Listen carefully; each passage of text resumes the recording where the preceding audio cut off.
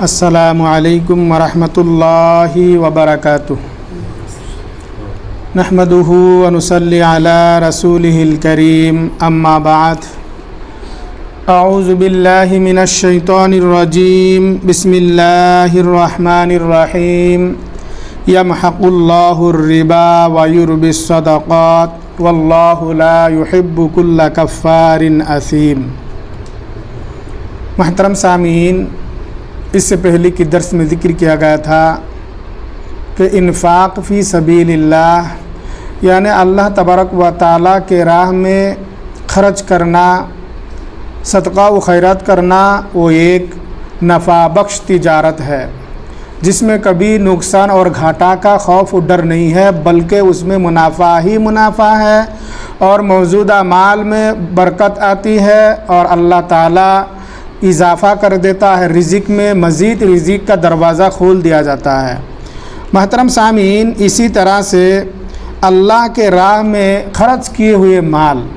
صدقہ و خیرات کو اللہ تبارک و تعالیٰ پرورش کرتا ہے، پالتا ہے، پوستا ہے۔ جیسا کہ میں نے ابھی آیات کریمہ تلاوت کی ہے، یہ قرآن مجید سورۃ البقرہ کی آیت ہے۔ اللہ سبحانہ و تعالیٰ اس آیت کریمہ میں فرماتا ہے یمحق اللہ الربا ویربی الصدقات، اللہ تبارک و تعالیٰ سود کو مٹاتا ہے اور صدقات کی پرورش کرتا ہے۔ واللہ لا يحب کل کفار اثیم، اور اللہ تبارک و تعالیٰ ناشکر اور بد عمل کرنے والے لوگوں کو ناپسند کرتا ہے۔ محترم سامعین، اللہ سبحانہ و تعالیٰ نے اس آیت کریمہ میں فرماتا ہے کہ اللہ تبارک و تعالیٰ سود کو مٹا دیتا ہے۔ جو سود ہے اس کو اللہ تعالیٰ کبھی نہیں بڑھاتا ہے، اس میں اضافہ نہیں ہوتا ہے، بلکہ اس کو اللہ تبارک و تعالیٰ مٹاتا ہے۔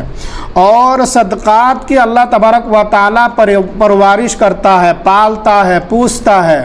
اسی طرح سے اللہ تبارک و تعالیٰ یہ بھی فرمایا ہے کہ اللہ تبارک و تعالیٰ ناشکر کرنے والے بندے کو اور بد عمل، برے عمل کرنے والے لوگوں کو ناپسند کرتا ہے، کبھی بھی پسند نہیں کرتا ہے۔ محترم سامعین، اسی طرح سے صحیح بخاری و مسلم کی ایک حدیث ہے، حضرت ابو ہریرہ رضی اللہ تعالی عنہ فرماتے ہیں کہ رسول اللہ صلی اللہ علیہ وسلم نے ارشاد فرمایا ہے کہ جو شخص اپنے حلال مال میں سے، اپنے حلال کمائی میں سے ایک کھجور کے برابر بھی صدقہ کرتا ہے، اللہ کے راہ میں خرچ کرتا ہے،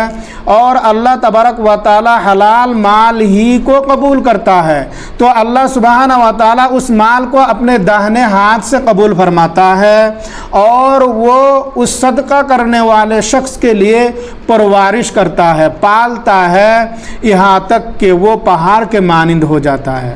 محترم سامعین، اس حدیث مبارکہ میں ذرا غور کیجئے۔ اللہ کے نبی صلی اللہ علیہ وسلم نے ارشاد فرماتے ہیں کہ جب کوئی بندہ اپنے حلال کمائی میں سے، حلال مال میں سے اللہ کے راہ میں خرچ کرتے ہیں،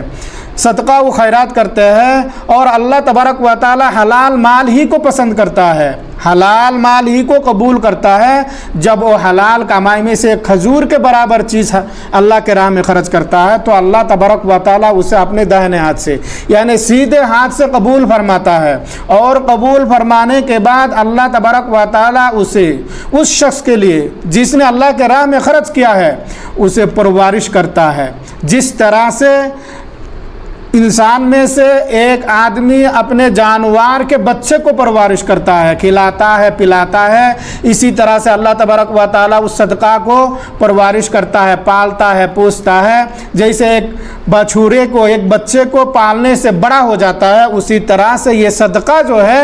ایک دن جا کر کے پہاڑ کے مانند ہو جاتا ہے۔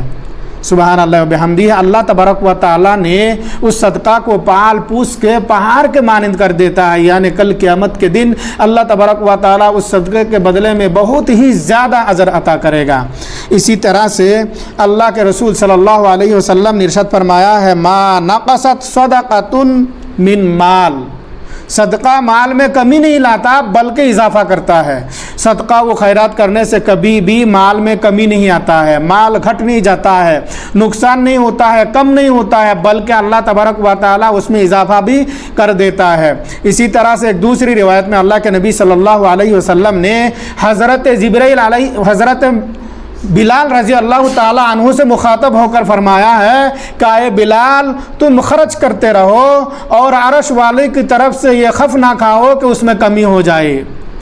یعنی مال خرچ کرتے وقت، اللہ کے راہ میں صدقہ و خیرات کرتے وقت کبھی یہ سوچنا نہیں چاہیے، یہ خوف نہیں کھانا چاہیے کہ ہم خرچ کریں گے تو ہمارے مال میں کمی ہو جائے گی، مال گھٹ جائے گا، بلکہ اللہ تبارک و تعالیٰ اس مال میں اضافہ کرے گا، بڑھا دے گا۔ محترم سامعین، آج کی اس مختصر درس سے ہمیں اور آپ کو خصوصی طور پر جو بات معلوم ہوا ہے وہ یہ ہے کہ اللہ تبارک و تعالیٰ سود کو مٹا دیتا ہے، اور صدقہ و خیرات کو اللہ تبارک و تعالیٰ پالتا ہے، پوستا ہے۔ اسی طرح سے یہ بھی معلوم ہوا ہے کہ اللہ تبارک و تعالیٰ حلال مال ہی کو پسند کرتا ہے، حلال کو قبول کرتا ہے۔ اگر کوئی اپنے حلال کمائی میں سے کھجور کے برابر مال اللہ کے راہ میں خرچ کرتا ہے تو اللہ تبارک و تعالیٰ اس کو پالتا ہے، پوستا ہے، اور یہاں تک کہ وہ پہاڑ کے مانند ہو جاتا ہے۔ اسی طرح سے یہ بھی معلوم ہوا کہ صدقہ و خیرات سے مال میں کمی نہیں ہوتا بلکہ اس میں اضافہ ہوتا ہے۔ لہٰذا ہمیں اور آپ کو چاہیے کہ ہم اللہ کے راہ میں مال خرچ کرتے وقت کبھی یہ نہ سوچیں، یہ خوف نہ کھائے کہ ہمارے مال میں کمی ہو جائے گی، کم ہو جائے گا، مال گھٹ جائے گا۔ یہ پکا اور پختہ یقین رکھنا چاہیے کہ جب ہم اللہ کے راہ میں مال خرچ کریں گے تو اللہ تبارک و تعالیٰ ضرور ہمارے مال میں اضافہ کرے گا۔ اللہ سبحانہ و تعالیٰ سے دعا ہے کہ اللہ تعالیٰ ہم تمام کو اپنے مال میں سے اللہ کے راہ میں خرچ کرنے کی توفیق عطا فرمائے۔ اللہم آمین یا رب العالمین۔